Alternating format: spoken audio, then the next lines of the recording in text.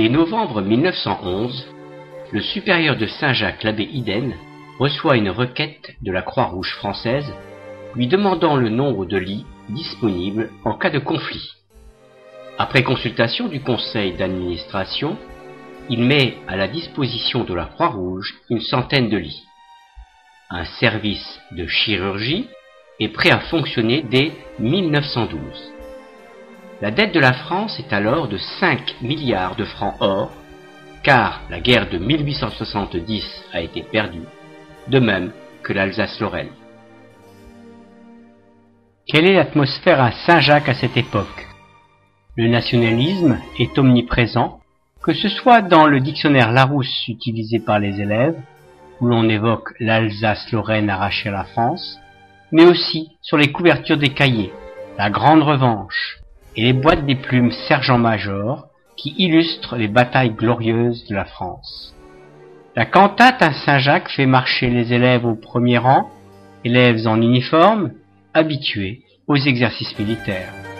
Le 22 juillet 1914, lors de la traditionnelle distribution des prix, le supérieur de Saint-Jacques évoque l'honneur du pays et le dévouement à la patrie. Les élèves sont en vacances quand la guerre éclate. Dès la mobilisation générale, le 1er août 1914, un panneau signale à l'entrée de Saint-Jacques sa nouvelle appellation, hôpital territorial numéro 6.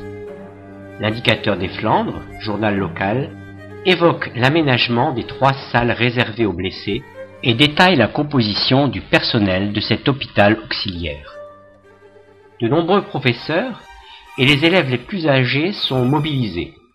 La rentrée des classes, prévue le 2 octobre, est reportée et Hazebrouck est envahi de réfugiés en provenance de la Belgique toute proche.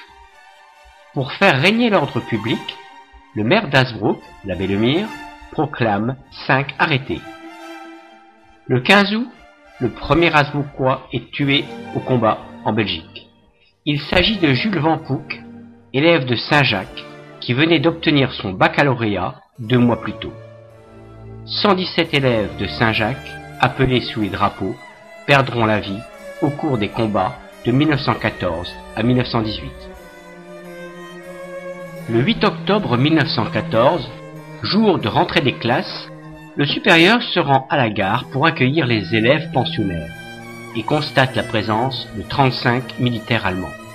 Ceux-ci sont rapidement repoussés et le lundi 12 octobre 1914, les troupes britanniques prennent possession d'Hazebrouck, qui devient, selon le journal Le Cri des Flandres, ville anglaise.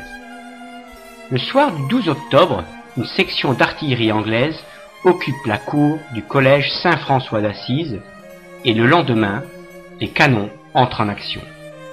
Le collège Saint-François est transformé en Casual Clearing Station, appelé ambulance anglaise par l'ensemble de la population. Alors que le supérieur de Saint-François, Charles Delannoy, ne peut revenir de Lille, ville désormais occupée, l'économe M. Crémont parvient à garder à l'usage des élèves la chapelle et les salles de l'ancien couvent. Réfectoire et salles de classe sont transformées en salles de soins et la pâture, en face de la rue Warin, se couvre de tentes accueillant les blessés légers. L'hôpital auxiliaire numéro 6 est également très actif, avec une centaine de blessés pendant tout le mois d'octobre 1914. Parmi les soldats soignés dans les locaux de Saint-Jacques se trouve alors le cuirassier Louis Détouche, qui restera à Hazebrouck environ 1 mois. Il deviendra par la suite un écrivain célèbre, Louis-Ferdinand Céline, dont le livre Voyage au bout de la nuit évoque l'horreur de la Grande Guerre.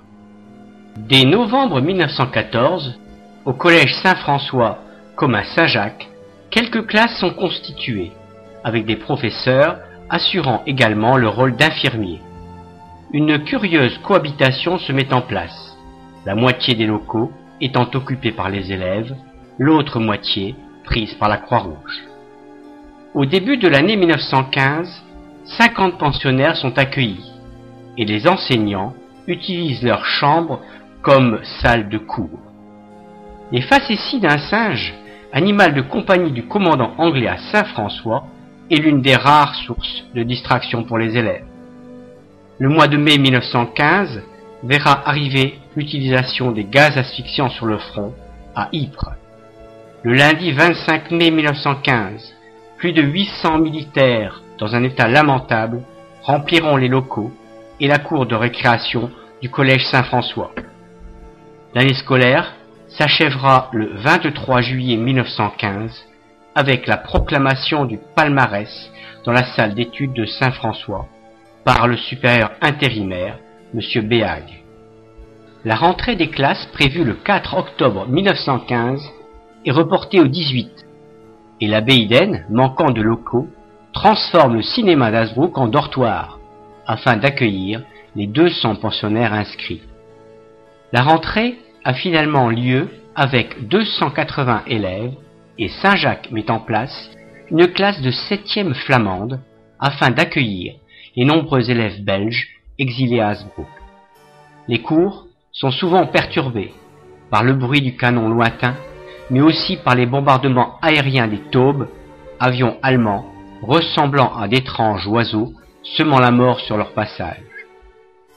À chaque vacances scolaires, un sauf-conduit est obligatoire pour les élèves désirant regagner leur famille. Au mois de janvier 1916, ce sont 1200 soldats qui ont été soignés à l'hôpital territorial numéro 6 et 30 y sont décédés. La distribution des prix a lieu le 25 juillet 1916 en présence de M. Tack, vice-consul de Belgique à Hazebrouck, et dans son discours, M. Iden y évoque la gloire de la Belgique envahie, et les élèves proclament à voix haute « Mort au champ d'honneur » à l'appel des 30 noms des anciens élèves de Saint-Jacques, morts pour la France. L'année scolaire 1916-1917 commence le 4 octobre 1916 avec 240 élèves, et à la fin du mois de décembre 1916, l'hôpital auxiliaire a soigné 2145 soldats depuis le début de la guerre. À Hazebrouck comme ailleurs, ici à Zuidcote, près de Dunkerque, les hôpitaux sont remplis, et les civils qui subissent les bombardements terrestres ou aériens tentent de survivre avec une alimentation souvent réduite au minimum. À la distribution des prix du 25 juillet 1917, l'effectif de Saint-Jacques est de 250 élèves. À la rentrée des classes d'octobre 1917, les élèves de Saint-François d'Assise retrouvent leurs locaux libérés de la présence des militaires anglais et transforment le réfectoire en dortoir. Le mois de décembre 1917 va marquer une vive attaque de la ville d'Hazebrouck prise pour cible par l'artillerie allemande. Celle-ci utilise désormais un énorme canon de 420 mm situé à 35 km d'Hazebrouck. Le 13 décembre 1917, les élèves du collège Saint-François et de Saint-Jacques doivent s'enfuir à pied sous les bombardements et se réfugient pour une nuit à Morbec.